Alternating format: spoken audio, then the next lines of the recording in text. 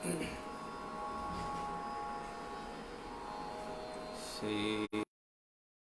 चंद्र करुणा समुद्रा ध्यातो तुझी राजस योग मुद्रा नेत्री नये रे तुझवीन निद्रा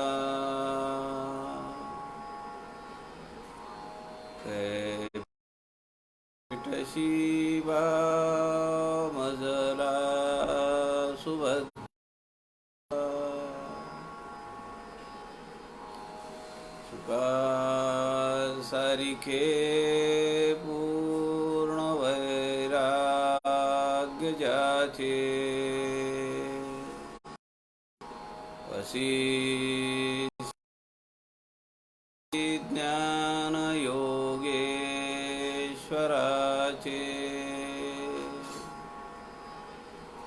कवी वाल्मिकी सारिखा मान्य ऐसा नमस्कार माझा सद्गुरु रामदासा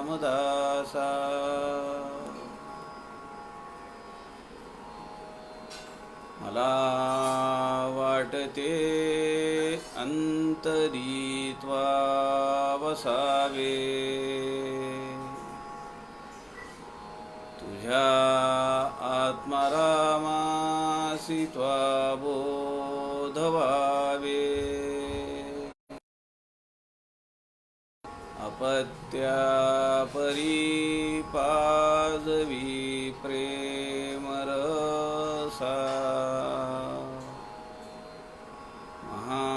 महाराजया सद्गुरु रामदासा जय जय रघुवीर समर्थ सब संतन की।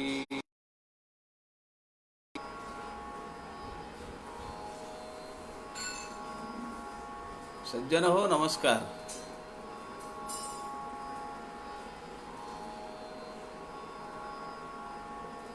समर्थ रामदास स्वामींच्या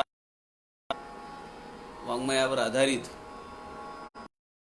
आपण प्रस्थानत्रयीचा विचार संत समागम या लाईव्ह फेसबुक पेजच्या माध्यमातून मागच्या 4 महिन्यापेक्षा जास्त काळापासून करतो आहोत। संत समागम या फेसबुक सूत्रधार आदरणीय प्रवीणजी शास्त्री दिवाकर यांच्या सूचनेप्रमाणे आपण सध्या आत्माराम या ग्रंथाचा विचार चिंतन करण्याचा प्रयत्न करतो आहोत। या आत्माराम ग्रंथातील 24वी ओवी तैसी माया हे नाथिली आणि स्वरूप सत्तेने चालिली ते तुवा गर्भांधाने देखिली हे वार्ता सांगेसी। ओवी क्रमांक 23 आणि 24 मध्ये समर्थांनी गर्भांध हा शब्द वापरलाय आणि जे खरं आहे परब्रह्म स्वरूप त्यावर लटकी माया कशी चवताळते आणि ती जी काही कर्तृत्व करती आहे ते तू पाहतोस आणि मला सांगतोस। मुळात तू सुद्धा अंधच आहेस एका दृष्टीनं असं समर्थ काल या 24व्या ओवीमध्ये म्हणाले। आता ओवी क्रमांक 25 पासून आपण विचार पुढे पाहूया। श्रीराम जे तयावरी निर्गुणाची सत्ता, ऐसे हे ज्ञातेपणे बोलता, तुझ लाज नाही श्रीराम. आपल्याला मोठं आश्चर्य वाटतं की समर्थ ज्या आपल्या आवडत्या शिष्याला बाळा म्हणतायत, बापा म्हणतायत, तो शिष्य सुद्धा स्वामी, सद्गुरू असं न म्हणता ताता म्हणतो आहे. आणि असं असताना समर्थ रामदास स्वामी लाज काढतायत. इथे शब्द चालाय तसा, तुझं लाज नाही, तुला काय, जे झालेची नाही सर्वता. अरे ते काही घडलंच नाहीये. तयावरी निर्गुणाची सत्ता, ऐसे हे ज्ञातेपणे बोलता, तुला काही वाटत नाही. जे तू काही पाहतो आहेस ते मुळातच काही घडलेलं नाहीये. आणि तू मला सांगतोस की ते सगळं निर्गुणाच्या अधिष्ठानावर चालू आहे.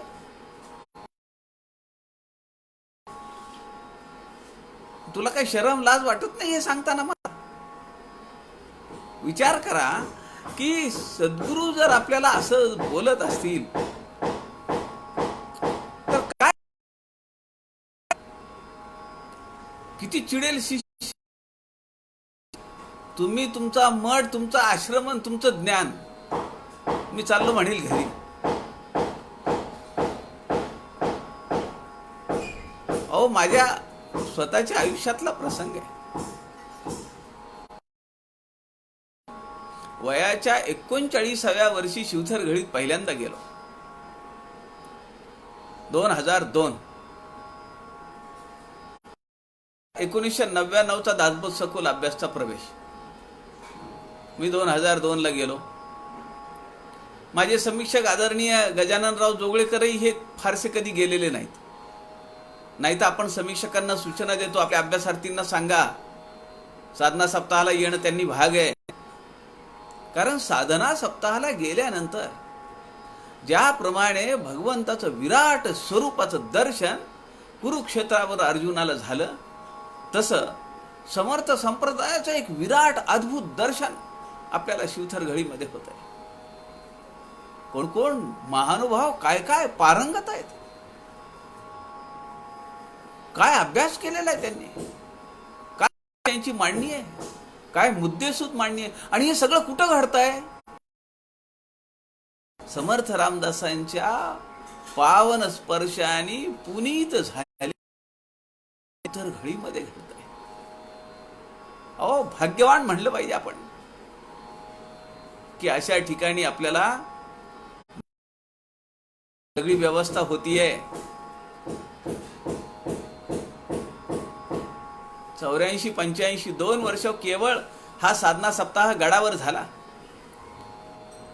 पण मारुती बुवा, पूजनीय मारुती बुवा नंतर पूजनीय अक्का स्वामींना म्हणाले की तुमचा जो अभ्यास आणि तुमचा जो अभ्यासाचा स्तर आहे हा सगळा इथं नको, म्हणाले तुम्ही शिवथर घळीत जा. आणि 1986 पासून 34 वर्ष एक साधना चालू आहे. यावर्षी त्याला खंड पडतोय. पण त्याला खंड जरी पडत असला, आपण आपल्या घरातच आहेत. पण सकाळ, दुपार, संध्याकाळ 3 सत्र ऑनलाईन घेणार आहोत आणि त्याच स्पंदनामध्ये आपण राहणार आहोत.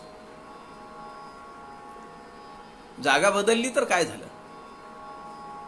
पहाटेचं प्रातस्मरण आहे, दुपारचं सत्र आहे, ते आपल्या आपल्या घरामध्ये बसून करायचं आहे, ते काही ऑनलाईन आहे. आणि पुन्हा संध्याकाळी एक प्रवचनाचं सत्र आहे. कायम आपण त्या स्मरणात, त्या स्पंदनातच राहणार आहोत.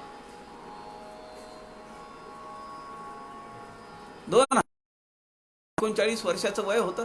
मी पाहिलं सगळी मंडळी 50, 55, 60, 65, 70 या वयाची आहेत. पडेल ते काम आपण करायचं, उचलायचं, सतरंजी उचल, हे उचल, ते उचल, काय म्हणेल ते. अहो, माईक प्रत्येक वक्त्याला खालीवर करण्याचं काम हे मी किमान 15 वर्ष केलेलं आहे. आणि त्यामध्ये कुठलाही अहंकार दुखावल्याची भावना नाहीये किंवा मी काही फार मोठं काम केलंय अशातली भावना नाहीये. दिवसातून किती वेळा प्रवचन होतात, जी मंडळी शिवथर घळीत येतात किती प्रवचन होतात, किती वेळा वक्ता व्यासपीठावर बसतो. त्या प्रत्येक वेळी उठायचं, तो माईक खालीवर त्याच्या लेवलला करायचा, मध्येच आवाज कमी येत असेल तर माईक थोडा पुढे ढकलायचा. पडेल ते काम मी केलेलं आहे. पण 2-3 प्रसंग माझ्या आयुष्यात असे आलेले आहेत. मला आपले ज्येष्ठ मार्गदर्शक आदरणीय Tatyasaheb Gadgil, litmus test for you, that was acid test for you. तितिक्षा. समर्थ आता हे करतायत, त्याला म्हणतायत तुला लाज वाटत नाहीये? अरे जे झालंच नाही आणि तू म्हणतो की हे सगळं निर्गुणाच्या सत्तेवर चालू आहे. मोठा ज्ञानी लागून आला तू, मला सांगतोस तू हे?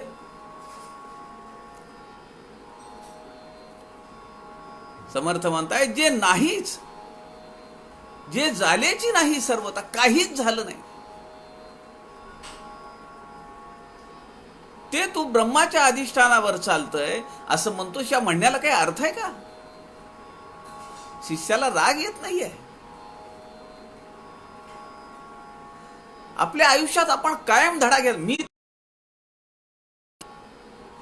किमान 3 ते 4 वेळा असे प्रसंग आलेले. एक बॅग भर,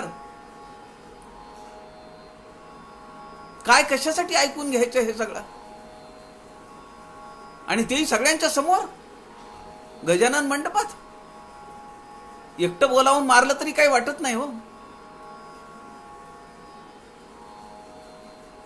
पण तुम्ही भर सभेमध्ये एखाद्याची इज्जत काढत असाल, त्याला टोचून बोलत असाल तर बरं वाटेल का? 2-3 वेळा असं झालेलं आहे की असं वाटलं बॅग भरावी आणि इकडून न जाता गजानन मंडपातून न जाता कल्याण मंडपातून परस्पर उतरावं आणि निघून जावं, न सांगता कुणाला की मी चाललोय. इथपर्यंत मनात विचार आलेले आहेत. पण समर्थ पाठीशी होते. परमार्थामध्ये हे असंच आहे. सद्गुरू काय बोलतील याचा नेम नाही. ते आपली तपासणी करतात, आपल्याला तपासत असतात, आपली परीक्षा.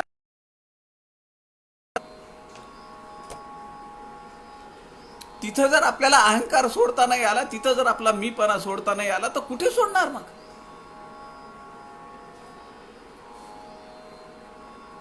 दैनंदिन जीवनात, प्रापंचिक जीवनात तर बिलकुल सोडू शकत नाही आपण.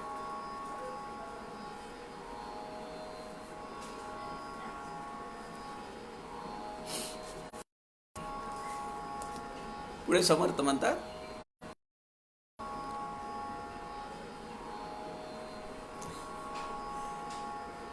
खरंय खरंय.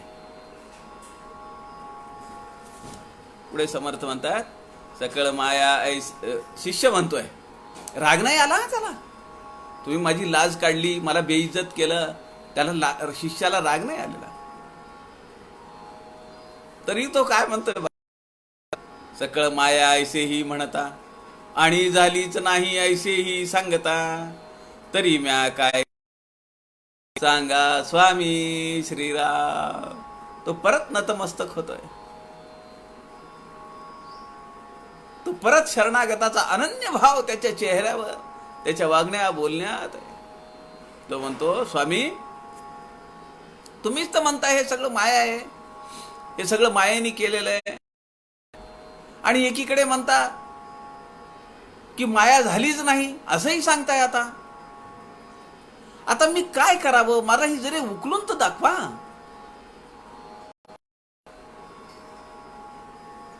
तुम्ही म्हणताय म्हणून मी तसं म्हणालो की परब्रह्माच्या अधिष्ठानावर, परब्रह्माच्या एका स्फुरणावर अनेक शक्तींपैकी एक शक्ती कार्यरत झाली, ती ही माया. ब्रह्माच्या अधिष्ठानावर चालते हे मी सांगितलं. बरं तुम्ही म्हणले तसंच मी म्हणले, मी त्याला काही विपरीत बोललेलो नाहीये. आता हे तुम्ही मला उकलून सांगा ना प्लीज, सांगा स्वामी. शिष्य म्हणतो काढली, माझा अपमान झाला असं मला बिलकुल वाटत नाही, काही हरकत नाही, आपण मोठे आहात.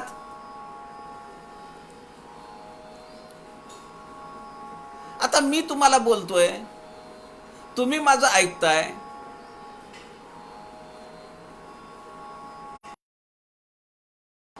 तुम्ही मला सांगताय की तुला लाज नाही वाटत का? हे सगळं जे विश्व आहे तेही मला जाणवतंय. हे खरं आहे का नाही? तुम्ही मला आत्ता सांगितलं, मला हे काय सांगतोस तू म्हणून. हे खरं आहे का नाही तुम्ही बोललेलं? माझं खरं आहे बोललेलं म्हणून तुम्ही मला तसं बोललात. आता हे सगळं विश्व पण मला दिसतंय, हे सगळं जाणवतंय मला ते. आणि तुमच्या म्हणण्याप्रमाणे तुम्ही जसा मागे उपदेश केला, मला जसं सांगितलं, इतर शिष्यांना जसं सांगितलं, तसं मी म्हणालो की परब्रह्माच्या अधिष्ठानावर हे सगळं कार्य कर. पण तुम्ही माझी लाज काढली. आता तुम्हीच मला सांगा,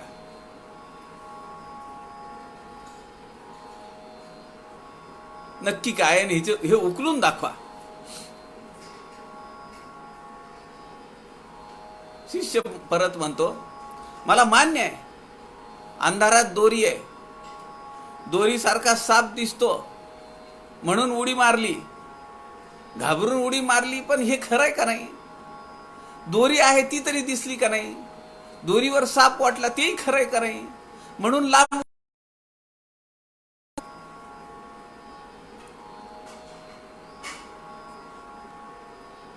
सकळ माया ऐसेही म्हणता आणि झालीच नाही ऐसेही सांगता. काय करावं, कसं वागावं, कसं बोलावं, हे तुम्ही मला सांगा स्वामी.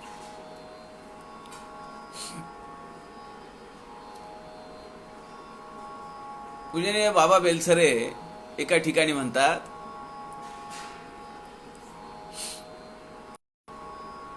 आपल्याला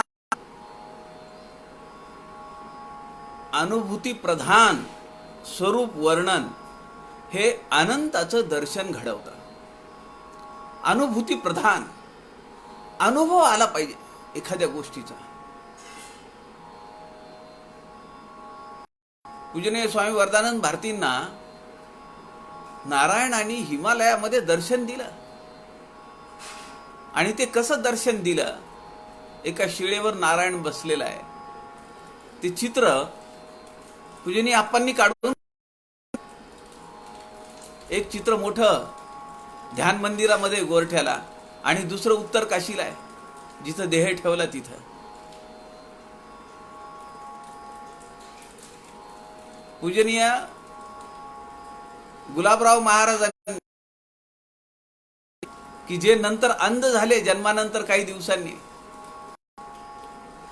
माऊली व्यासपीठावर बसलेली आहे, चौरंगावर बसलेली आहे, मोठ्या आसनावर, पद्मासनात, अंगावर भरजरी शाल आहे, डोक्याला फेटा बांधलेला आहे, मंदिल आहे, त्याला तुराय लावलेला. हे चित्र कुठलं आहे? ते चित्र गुलाबराव महाराजांनी काढून घेतलेलं आहे एका चित्रकाराकडनं. बाबा बेलसरे त्यांना म्हणाले, गुलाबराव महाराज, अहो ही संन्याशाची मुलं, यांना अंगवर लिहायला कपडे, फेटा बांधला. गुलाबराव महाराजांनी सांगितलं, काशीला अग्रपूजेचा मान माऊलींना मिळाला आणि त्यांचा सत्कार झाला, त्या दिवशीच हे चित्र आहे. प्रज्ञाचक्षु गुलाबराव महाराज म्हणतात, अनुभूती प्रधान स्वरूप वर्णन हे अनंत आपल्याला दर्शन होतंय, त्याचं साक्षात दर्शन. बुद्धी होऊ शकत नाही. जिथं बुद्धी आहे, तर्क आहे, ती स्वरूपापर्यंत जाऊ शकत नाही। याच्यातून अर्थ काय घ्यायचा की शिष्याची अजून तयारी झालेली नाहीये। हाऊ ही इज डिक्लेअरिंग की परब्रह्म स्वरूप।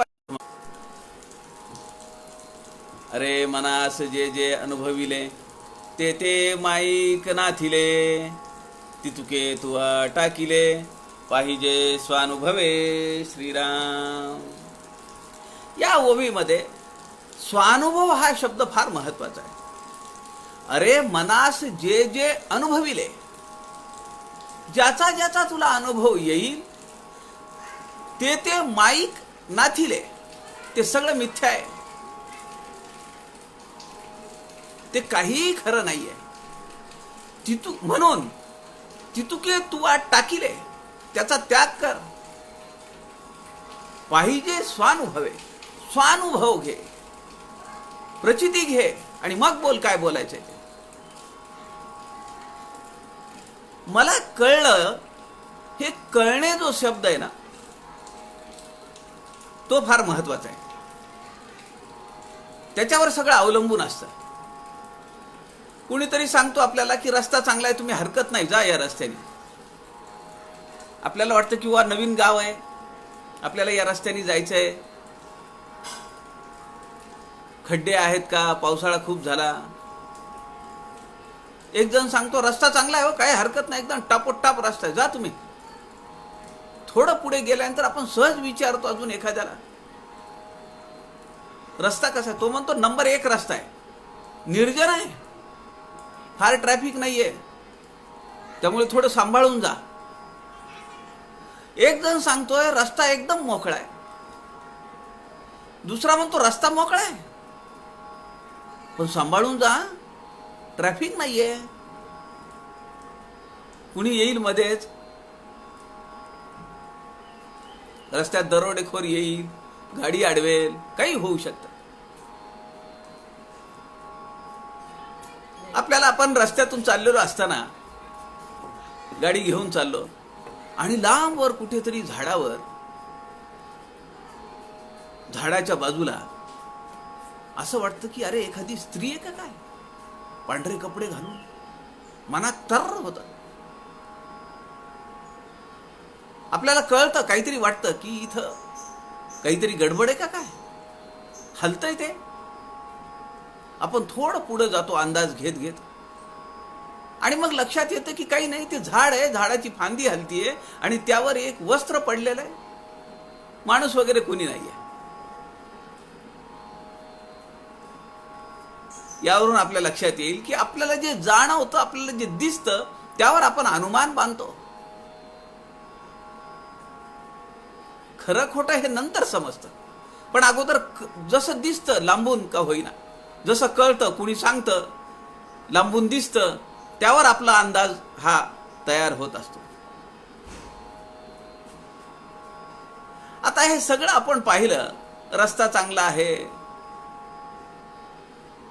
निर्जन आहे, ट्रॅफिक नाहीये, पण मध्येच एखाद्या ठिकाणी टार रोड होतोय, सीसी रोड होतोय, पण मध्ये एखादा गॅप आहे आणि त्या ठिकाणी चिखल आहे, हे तिथं गेल्याशिवाय कसं समजेल?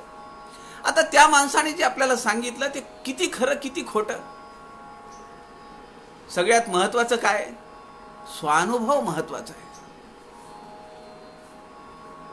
जीपीएस लावलंय, नकाशा आहे, सगळं आहे, मागच्या 15 दिवसाखाली कोण जाऊन आलाय तो सांगतो, तेही खरं आहे, पण ते कितपत खरं आहे किती खोट आहे हे आपण त्या रस्त्याने गेल्याशिवाय काहीही खरं नाही।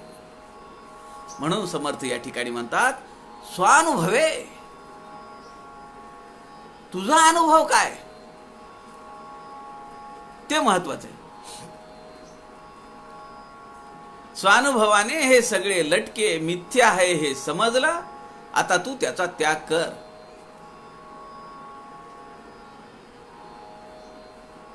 कारण हे जे काही सगळं चालू आहे हे भगवंताचं एक दीर्घ स्वप्न आहे।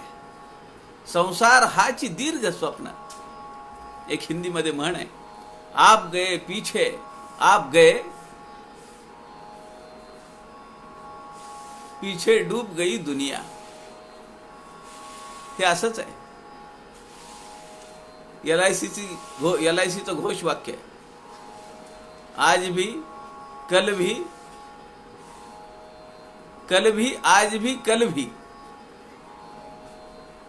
माझे एक मित्र ते म्हणाले, काल ठीक होतं, आज ठीक आहे, उद्याचं कोणी पाहिलंय? आपल्या नंतर काय?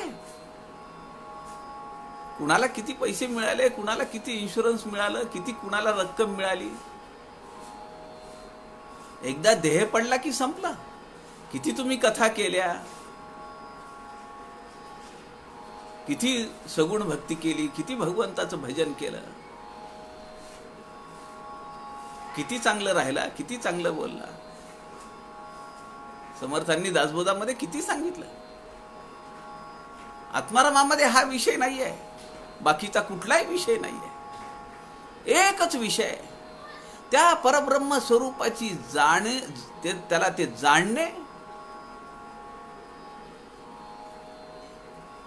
आणि हे जे काही सगळं दिसतंय, जे अनुभवाला येते, ते मिथ्या आहे, त्याचा त्याग करणे.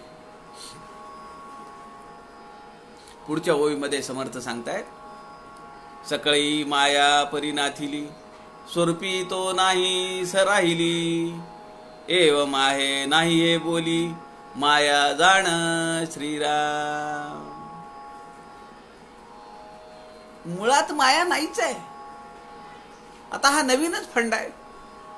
म्हणजे आतापर्यंत आपण सगळं ऐकतोय दासबोधामध्ये, काही समासांमध्ये, आत्माराम ग्रंथ चालू झाल्यापासून, की परब्रह्माच्या स्वरूपावर, अधिष्ठानावर, त्याच्या सत्तेवर माया कार्यरत आहे आणि हे सगळं विश्व, दृश्य विश्व तिन्हीच रचलेलं आहे.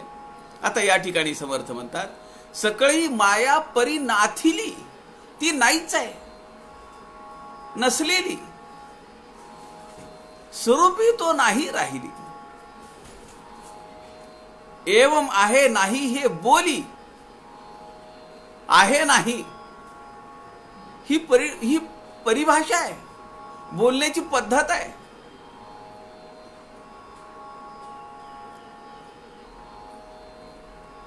समर्थ पुढे म्हणतात, स्वरूपावर ती भासते, परब्रह्माच्या स्वरूपावर ती भासते, पण भासणे आहे किंवा नाही हे सत्याच्या दृष्टीने बरोबर आहे का? भास आपण सत्याच्या दृष्टीने जर विचार केला तर भास हा खोटा आहे, म्हणजे नाहीये. मग कसं म्हणायचं तिला आहे म्हणून?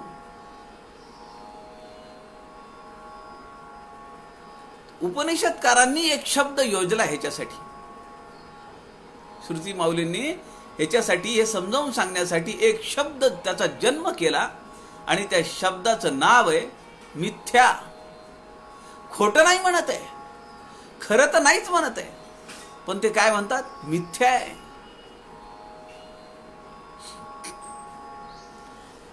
उपनिषदकार मायेला, जगाला असत्य, खोटे असं म्हणत नाहीत.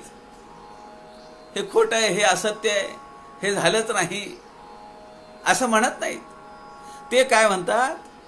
हे मिथ्या आहे. मृगजळवत आहे, मृगजळ हे मिथ्या आहे. शिंपीवर चांदीचा भास होणं हे मिथ्या आहे. दोरीवर सर्पाचा भास होणं मिथ्या आहे. मिथ्या याचा सरळ सरळ जर अर्थ आपण विचार केला, तुम्हाला जे दिसतं, जे भासतं, ते मुळात तसं नाहीये.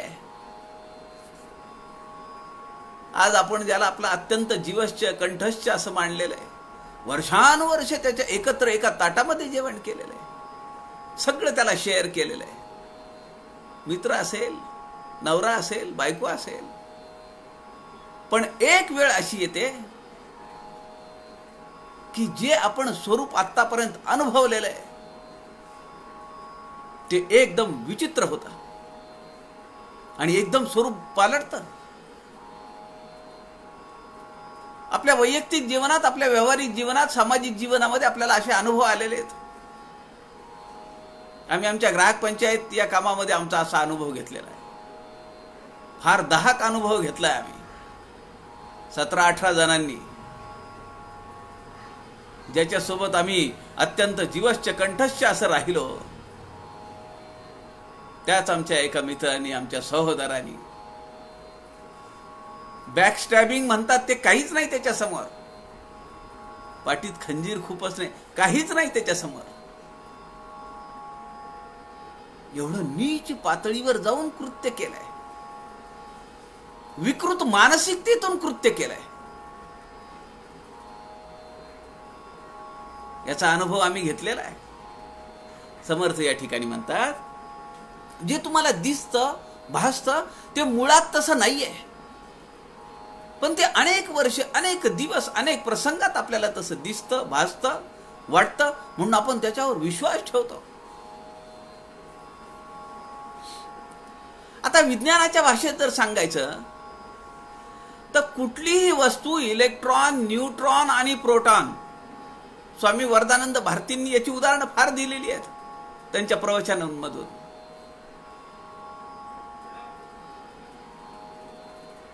ते आयुर्वेदातले PhD होते आणि आयुर्वेद महाविद्यालयाचे प्राचार्य होते पुण्याला.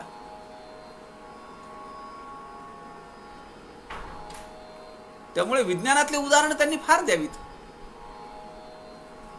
ते असं म्हणतात की सगळ्या वस्तूंमध्ये तीनच गोष्टी आहेत, इलेक्ट्रॉन, न्यूट्रॉन आणि प्रोटॉन. ह्याच्या व्यतिरिक्त काही आहे का? काही ठिकाणी इलेक्ट्रॉन जास्त आहेत, काही ठिकाणी प्रोटॉन कमी आहेत, काही ठिकाणी न्यूट्रॉन जास्त आहेत, इलेक्ट्रॉन कमी आहेत, असं ते मिक्सचर आहे. या पृथ्वीवर, या जगामध्ये, या परब्रह्मांडामध्ये, या ब्रह्मांडामध्ये, दृश्य आणि अदृश्य विश्वामध्ये इलेक्ट्रॉन, न्यूट्रॉन, प्रोटॉन याच्या व्यतिरिक्त काही नाही. पण आम्हाला ते दिसतात का? ते दिसत नाहीत. उलट आम्हाला साखर, गूळ, खुर्च्या, दृश्य जगत, घरं, माणसं, प्राणी, झाडं, वनस्पती हेच दिसतंय. आम्हाला इलेक्ट्रॉन, न्यूट्रॉन, प्रोटॉन दिसतच नाहीत. आप्पा म्हणतात साखर मुळामध्ये काय आहे? ती कार्बन आहे. हिरा मुळामध्ये काय आहे? कार्बन आहे. कोळसा मुळामध्ये काय आहे? कार्बन आहे. जे मूळ आहे ते दिसत नाही, पण त्यांनी जे भासात्मक पदार्थाचं स्वरूप घेतलेलं आहे त्यामध्ये आमचं आयुष्य निघून चाललं ना. किती लोकांनी असा विचार केला असेल की मी साखर खातोय, मी पोळी खातोय, मी भात खातोय, म्हणजे मी इलेक्ट्रॉन, प्रोटॉन, न्यूट्रॉन खातोय. असं कुणाला म्हणलं तर लोक वेड्यात काढतील आपल्याला. नक्की यांच्या डोक्यावर काहीतरी परिणाम झालाय. कित्येक महिने झाले हे दासबोधाचा आणि आत्मारामाचा अभ्यास करतायत, समर्थांनी यांचं डोकं फिरवलं म्हणतील. मी जेवण करतोय आणि हे म्हणतायत इलेक्ट्रॉन, प्रोटॉन खाताय. नक्की यांचं डोकं फिरलेलं आहे. यांना पुण्याला घेऊन जा, येरवड्याला स्पेशल गाडी करून.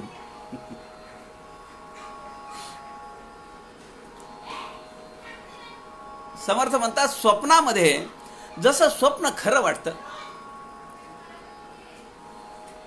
आपण झोपलेले आहोत, स्वप्न पडतंय आणि ते खरं वाटतंय. स्वप्नामध्ये जसं स्वप्न खरं वाटतंय तसंच या संसार रूपी दीर्घ स्वप्नामध्ये हे दृश्य विश्व खरं वाटतंय.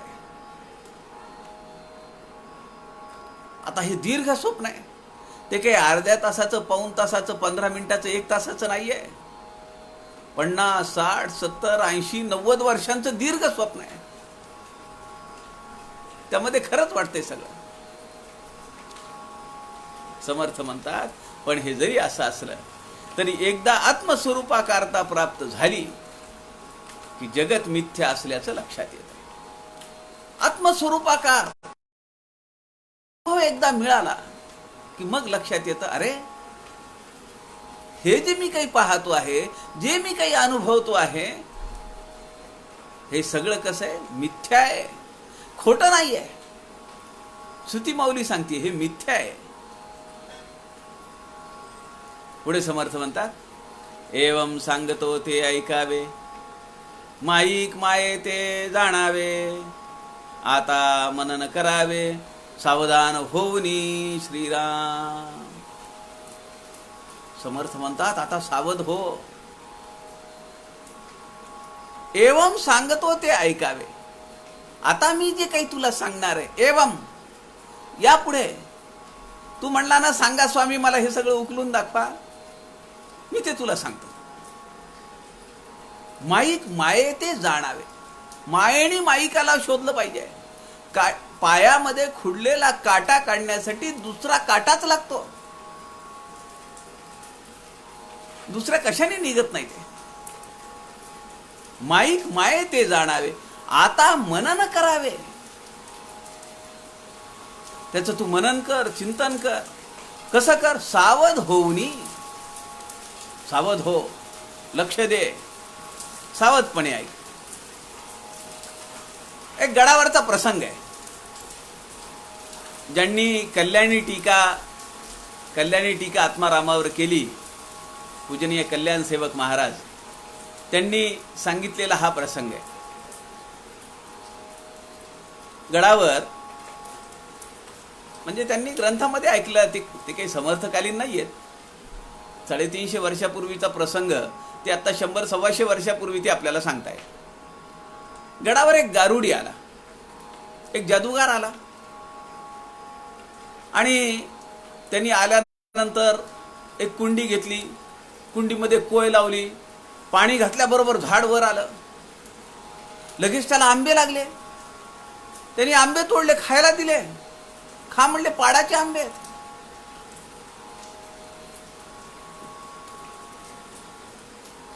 काही अशा खूप गोष्टी केल्या.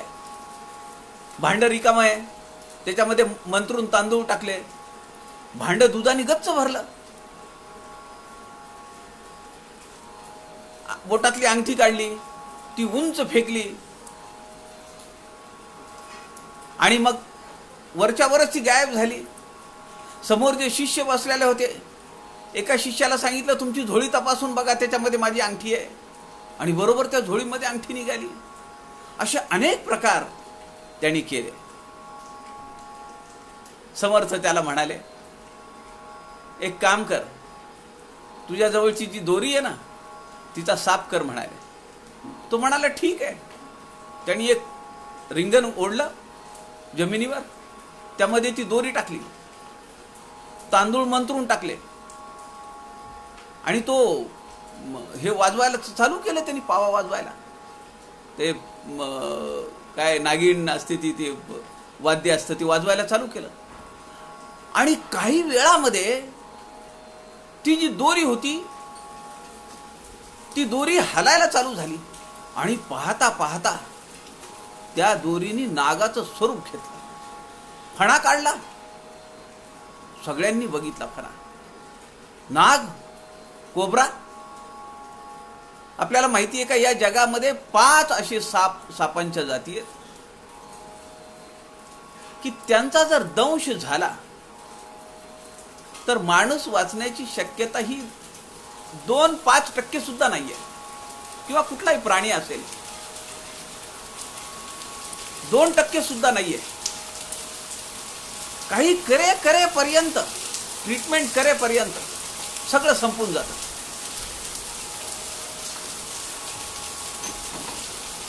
त्यापैकी एक आपल्या भारतामध्ये सापडणारा कोब्रा आहे, त्याला आपण नाग असं म्हणतो. आता त्या दोरीचा साप झाला, तो नाग झाला, आणि तो फिरायला लागला.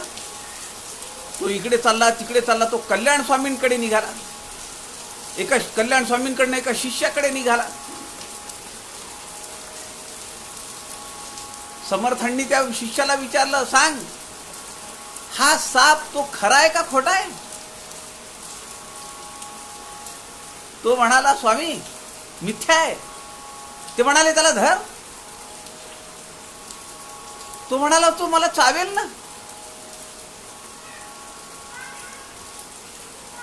समर्थ म्हणाले, मग तू आता मिथ्या आहे म्हणाला ना, तू पाहिलं ना दोरीपासून तयार झालेला आहे तो, मग घाबरतो कशाला? कल्याण स्वामींना त्यांनी विचारलं, कल्याण ह्याचं उत्तर काय? कल्याण स्वामी म्हणताय, स्वामी मिथ्यत्व समजण्यासाठी अगोदर त्याचं स्वरूप काय होतं, त्याचं सत्यत्व काय होतं ते लक्षात आलं पाहिजे.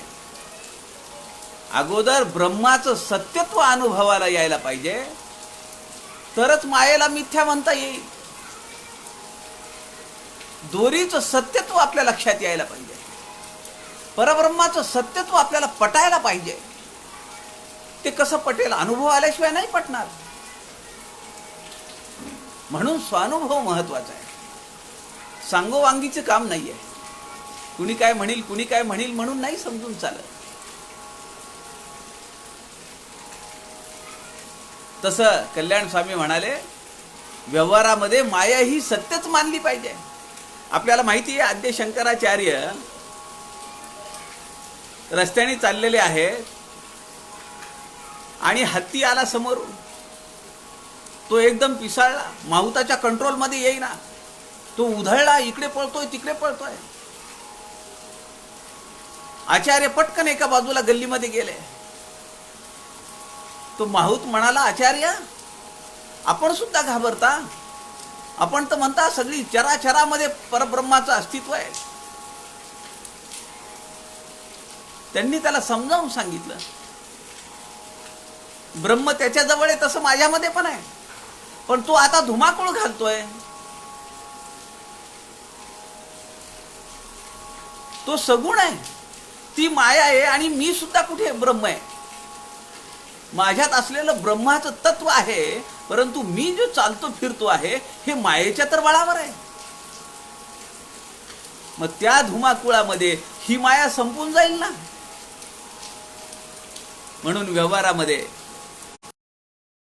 सत्यच आहे आणि मिथ्या ती मांडली पाहिजे. उपनिषदकारांनी, श्रुती माऊलींनी हा शब्द जन्माला घातलेला त्यासाठी आहे. म्हणून समर्थ म्हणतात, मी सांगतो त्याचं मनन कर, आणि नाहीतरी मी तुला सांगतो हे माईकच आहे. आज बुधवार आहे. या चातुर्मासामध्ये 20 बुधवार येतात. म्हणून आपण ठरवलं की प्रत्येकाने चक्री पारायण करायचं. हे 20 दर बुधवारी एक पारायण होईल. 20-20 जणांचा गट केला. एकाने पहिला दशक, दुसऱ्याने दुसरा, तिसऱ्याने तिसरा, 20 जणांचा एक गट. पारायण हे काय? माईकच आहे. आत्मारामावर निरूपण हे माईकच आहे. मी बोलतो आहे तो माईक आहे. जे माध्यम मी वापरलेले शब्दांचं ते सुद्धा माईक आहे. आणि आपण ऐकत आहात ते समर्थांना जाऊन विचारा काय आहे ते. समर्थ पुढे म्हणतात, माये करिता माया दिसे, माये करिता माया नासे, माये करिता लाभ असे, परमार्थ स्वरूपाचा श्रीराम. चौथा चरण अत्यंत महत्वाचा आहे. परमार्थ स्वरूपाचा लाभ जर घ्यायचा असेल तर मायेचंच माध्यम वापरलं पाहिजे. त्याच्याशिवाय इलाजच नाही. मायेकरिता माया दिसे. करिता म्हणजे मुळे. मायेमुळे माया दिसे. मी माईक आहे. हा पंचभूतात्मक देह माईक आहे. मला सगळीकडे मायेचा सगळं पसारा दिसणार. मायेकरिता माया नासे. मायेनेच मायेचा शिरच्छेद करता येतो.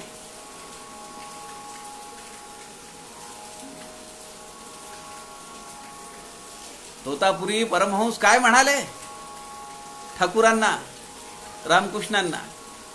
काली मातीचे तुकडे तुकडे कर. ज्या काली मातेची तासन तास सगुण पूजा ठाकूरांनी केली, तिचे तुकडे करायला सांगताय तोतापुरी महाराज,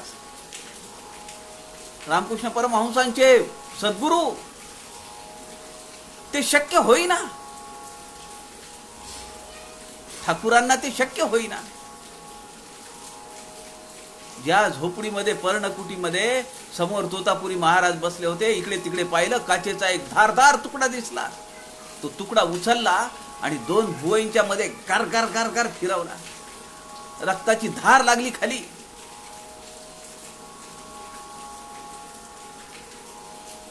आता म्हणाले, आहे का काली माता? मायेनेच माया नासे. मायेनेच माया दिसते, मायेनेच मायेचा नाश करता येतो. सद्विद्या घ्यायची आहे का कुविद्या घ्यायची आहे? मोबाईलवर प्रवचन ऐकायचंय का बिभत्स नाच पाहायचा आहे? एकच आहे ना वस्तू. ती तिकडे पण नेते आणि इकडे पण नेते. काय घ्यायचं हे आपल्याला ठरवता आलं पाहिजे.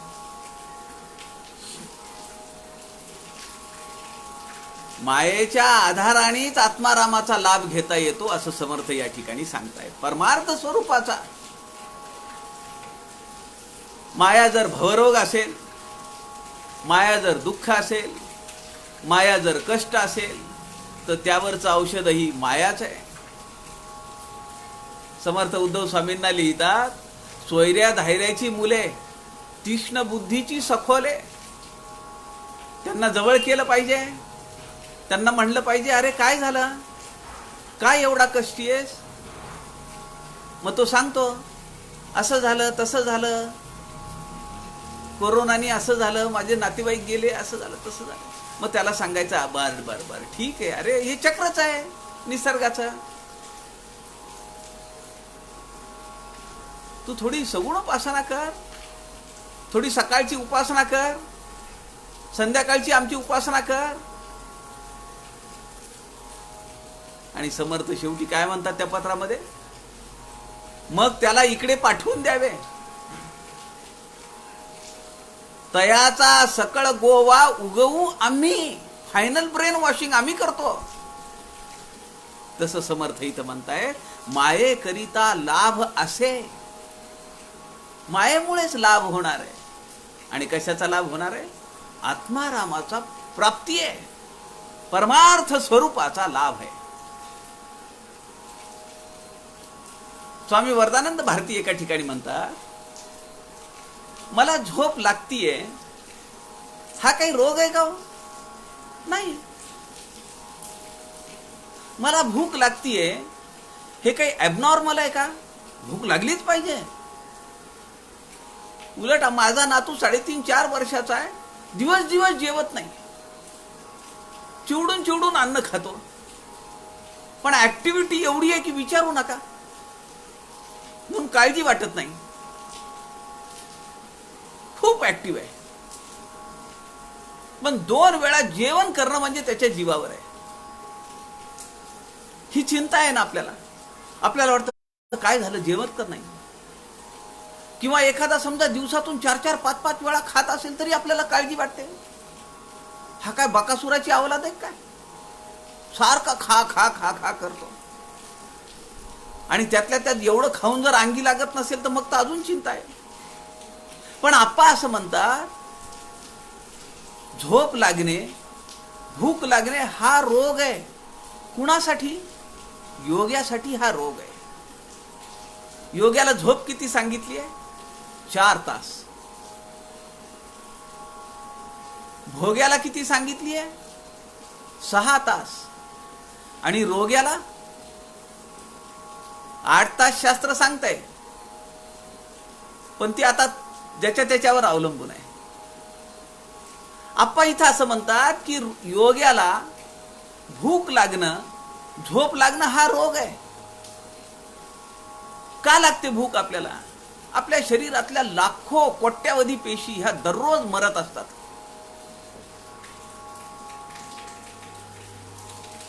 तुम्ही कधी आपल्या हाताला खाजवा आणि भिंग त्याच्यावर धरून पहा. भिंग धरा, खाजवायचं आपल्या हाताला आणि भिंग धरा. तुम्हाला असं वाटेल की अरे कोंडा टाकलाय का काय हातावर? पांढरं पांढरं काय पडलंय हे सगळं? वरचा जो लेअर आहे तो सगळ्या मेलेल्या पेशींचा आहे, तो तुम्ही खरवडून काढला. अशा कोट्यवधी पेशी मरतात आणि त्या पेशी पुनरुज्जीवित व्हाव्यात, आतून दुसऱ्या सेलचा लेअर वर यावा, म्हणून आपल्याला अन्न लागतं. योगाच्या बाबतीमध्ये हे नाहीये. योग्याने ही सगळी प्रोसेस थांबवलेली आहे. मी एक ग्रंथ वाचला,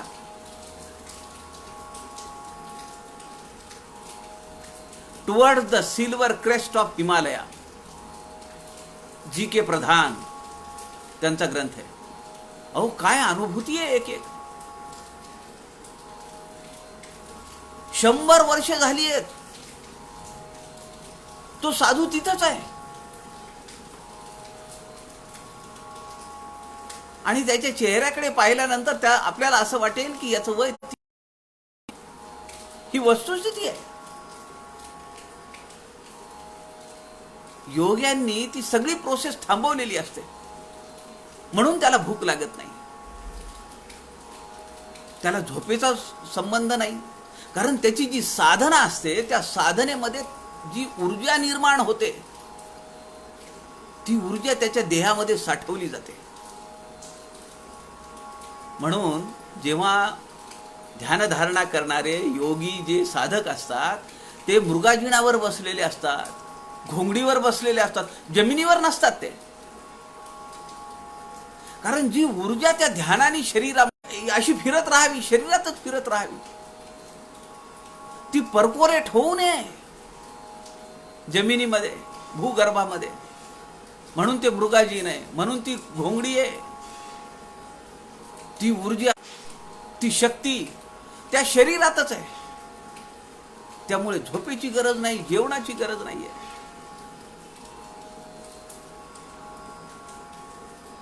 म्हणून आप्पा म्हणतात की योग्याला झोप आणि भूक लागणं हा आजार आहे, हा रोग आहे.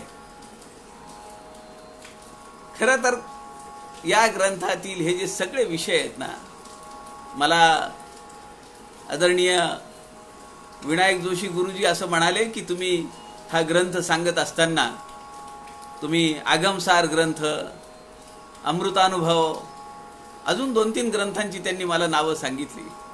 त्या ग्रंथांचाही संदर्भ घ्या. कारण हा आत्माराम हा वरच्या तात्विक चिंतनाचा भाग आहे, वेदांताचा भाग आहे, तत्वज्ञानाचा भाग आहे. मला जाणीव आहे की हा सगळा विषय सिद्ध पुरुषांनी, साधकाच्या वरच्या पातळीवर असलेल्या साधना करणाऱ्या शिष्यांनी ऐकण्याचा विषय आहे. प्रापंचिकांना हे जडच जाणार आहे. त्याच्याही पेक्षा महत्वाचं, या ग्रंथाचं विवेचन करणारा अधिकारी पुरुष असला पाहिजे. माझ्यासारख्या कुडमुड्या जोशाकडून हा विषय प्रतिपादन होणं आणि त्यावर मी भाष्य करणं हे शोभत नाही, योग्यही नाहीये. मला याची जाणीव आहे. मी यावर बोलणारा, भाष्य करू शकणारा, विवेचन करू शकणारी माझ्याकडे पातळी नाहीये, माझा अधिकार नाहीये. मला माहिती, मान्य आहे मला ते. त्यावर चर्चा होण्याची गरजच नाहीये.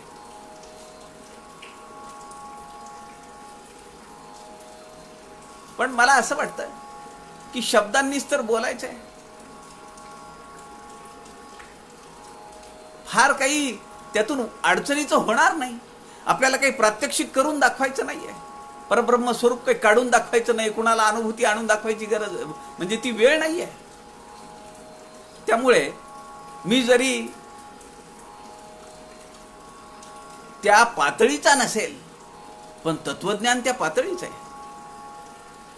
आणि मला माहिती आहे की गरुड आपल्या पंखांमध्ये ते चैतन्य भरून महिनोन महिने आकाशात विहार करत असतं, हजारो किलोमीटर वर जात असतं. पण म्हणून चिमणीने उडायचं थांबावं का? आम्ही घिरट्या घालू आमच्या घराभोवती, आमच्या कॉलनीमध्ये. आम्ही नाही जाऊ शेकडो किलोमीटर आकाशामध्ये, पण आम्ही प्रयत्न तर करू. आणि अडचणीचं होणार नाहीये म्हणून प्रयत्न करायचा, हेही मला माहिती आहे. हे सगळे शब्दांनी समजून घ्यायचंय, शब्दांनी सांगायचा प्रयत्न करायचा, समजून घ्यायचा प्रयत्न करायचा. मला तुम्ही सांगा, कैलास मानसरोवरावर सगळेच जातात का? सगळे जाऊ शकतात का? नाही. पण कैलास मानसरोवराला जाऊन आलेल्याकडनं त्याचं वर्णन ऐकताना आपल्याला किती आनंद होतो. मला मान्य आहे की आपण माऊली ज्ञानेश्वर नाही होऊ शकत, जगद्गुरु तुकाराम महाराज नाही होऊ शकत, संत नामदेव महाराज नाही होऊ शकत. पण ते कसे झाले हे ऐकण्यात मजा आहे ना. ती मजा का आपण थांबवायची? तो आनंद आहे. मान्य आहे की आपल्याला ते तसं नाही होता येणार, पण ते त्या पातळीला कसे गेले, त्यांच्या जीवनचरित्रातले ते प्रसंग ऐकण्यामध्ये सुद्धा आपल्याला आनंद आहे. म्हणून हा व्याप मी करतो आहे, मला याची पूर्ण जाणीव आहे. पुढे समर्थ म्हणतात, माया भव सिंधूचे तारू, माया पाववी पैल पारू, माये वीण उद्धारू, प्राणियास नाही श्रीराम. जसं इथं सांगितलं समर्थांनी, मायेने मायेला जाणलं पाहिजे, मायेने मायेचा नाश केला पाहिजे, तसं समर्थांनी इथं फार गोड शब्द वापरलाय. समर्थ म्हणतात, माया हे भवसिंधूचे तारू आहे, जहाज नाहीये, मोठी बोट बिलकुल नाहीये. तारू जे असतं ना ते छोटं असतं, छोटी नाव, त्यामध्ये 5-6 जण बसू शकतात, जास्त लोक नाही.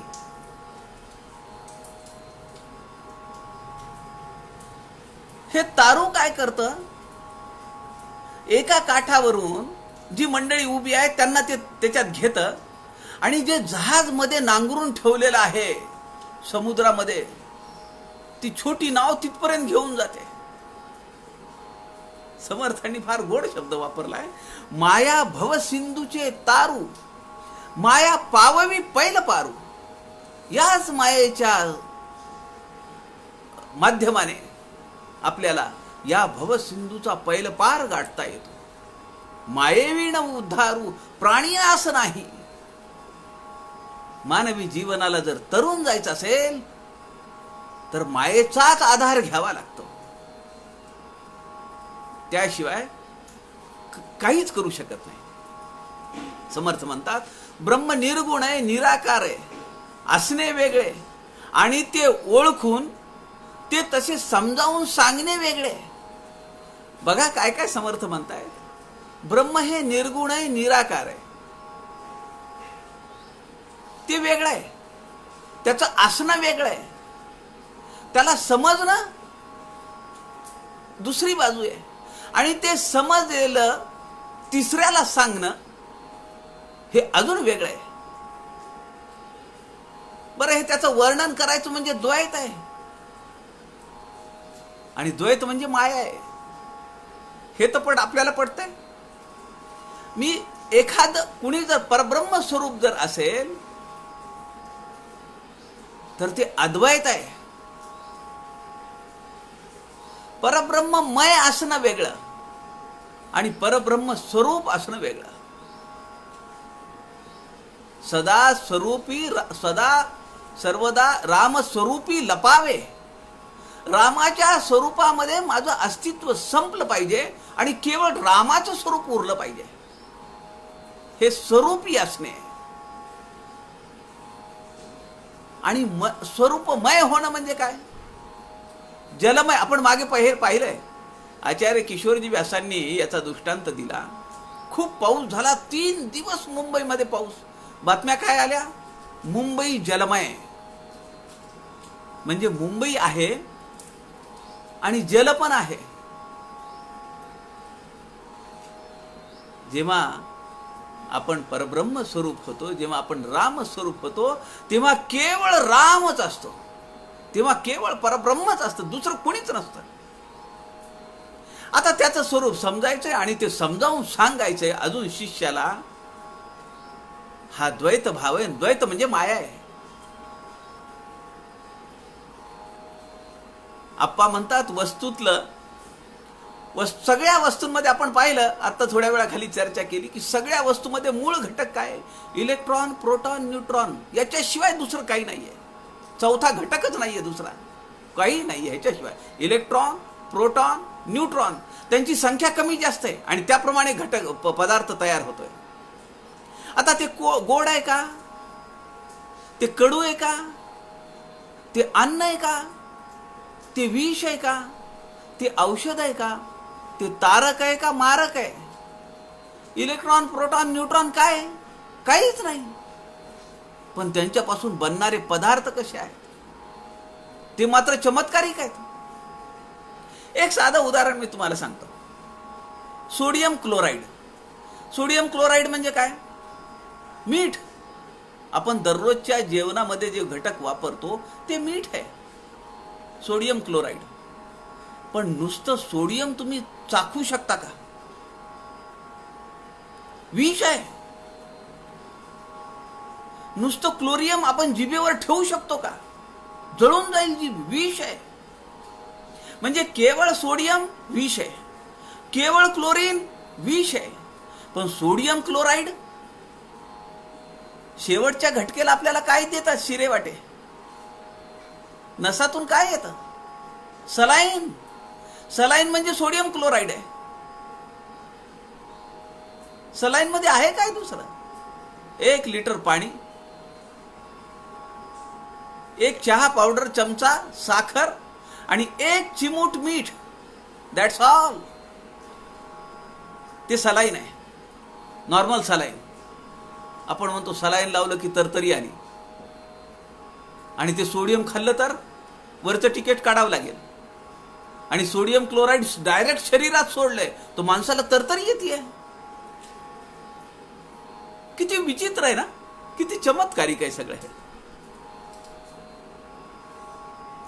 एखादं औषध आपण घेतलं, त्याची रिॲक्शन येते. डॉक्टर आपल्याला म्हणतात का नाही अगोदर टेस्ट करू द्या. मग ते आपल्याला इथं सबक्युटेनियस, सब इंट्राडर्मल आपल्याला इथं इंजेक्शन ते देतात आणि एक 10 मिनिटं थांबा म्हणतात. बाजूला पेननी एक राऊंड करतात. छोटी मात्रा दिलेली असती त्यांनी त्या औषधाची. आणि जर पुरळ आलं, खाजवायला चालू झालं, लगेच ते म्हणतात हो याची तुम्हाला रिॲक्शन आहे बरं का, हे औषध घेऊ तुम्हाला चालणार नाहीये. समजा ते टेस्ट न करता एखादं इंजेक्शन दिलं, गोळी दिली, अंगावर पुरळ आलं, अंग खाजवायला लागलं, माणूस पळत डॉक्टरकडे जातो. अहो काय दिले तुम्ही मला हे? ती गोळी घेतली, ती औषध घेतलं, तेव्हापासून माझ्या अंगाचा दाह चालू झाला, अंग खाजवतोय, गुदी आल्या माझ्या सगळ्या अंगावर. डॉक्टर म्हणतात हो का, इथं बसा. लगेचच दुसरं इंजेक्शन काढतात आणि टोचतात. पहिल्या औषधाला दुसरं औषध तारक आहे. पण काही जणांना ते सुद्धा तारक आहे ना, पण ते मारक ठरलं आपल्याला. मूळ घटक जे आहेत इलेक्ट्रॉन, प्रोटॉन, न्यूट्रॉन, हे आम्हाला दिसत नाहीत. आणि जे दिसतंय ते नाहीये. जे भासतंय, जे दिसतंय, जे अनुभवाला येत आहे ते मिथ्या आहे. आणि मूळ काय? ते परब्रह्म आहे. ते दिसत नाही. त्याच्यासाठी अभ्यास आहे, त्याच्यासाठी साधना आहे, त्याच्यासाठी गुरूंची कृपा आवश्यक आहे. मूल जन्माला येतं, त्याचा प्रतिपाळ कोण करतं? त्याला वाढवतो कोण? त्याने शी केली, शू केली, कोण बदलतं त्याचे कपडे? कोण आंघोळ घालतं त्याला? ते नाही जेवण केलं तर कधी गोड बोलून, धपाटा घालून त्याला कोण जेव घालतं? त्याची आई जेव घालते. आम्हाला कुणी जन्म दिला? मायेने जन्म दिला. मग मायेचं कर्तव्य नाहीये का आपल्या पोराला योग्य स्थळी घालायचं? खरंय ना? पोरग हुकत असेल, इकडे तिकडे जात असेल, आई त्याला सांगून बघते, गोड बोलते, कुरवाळते आणि गरज पडली तर धपाटा देते, पण त्याला राईट ट्रॅकवर आणते. समर्थ म्हणतात, माया भव सिंधूचे तारू, माया पाववी पैर पारू, मायेविण उद्धारू प्राणियास नाही, माया हीच आम्हाला उद्धरून नेणार आहे. म्हणून पण तिला फक्त ओळखलं पाहिजे, तिला कधी कुरवाळलं पाहिजे, कधी तिचा तिरस्कार केला पाहिजे. पण हे समजलं पाहिजे, आणि हे समजण्यासाठी साधना पाहिजे, अभ्यास पाहिजे, आणि सद्गुरूंची कृपा पाहिजे. ती कृपा आपल्या सगळ्यांना मिळत राहावी. म्हणून उद्याच्या दुपारच्या दुपारी 2 वाजताच्या उद्याच्या सत्रामध्ये आपला आत्मारामाचा अभ्यास आपण पुढे चालू ठेवू. आपल्या सगळ्यांच्या हृदयस्थ परमेश्वरास नमस्कार करतो. झालेली सेवा समर्थांच्या चरणी अर्पण करतो. जय जय रघुवीर समर्थ.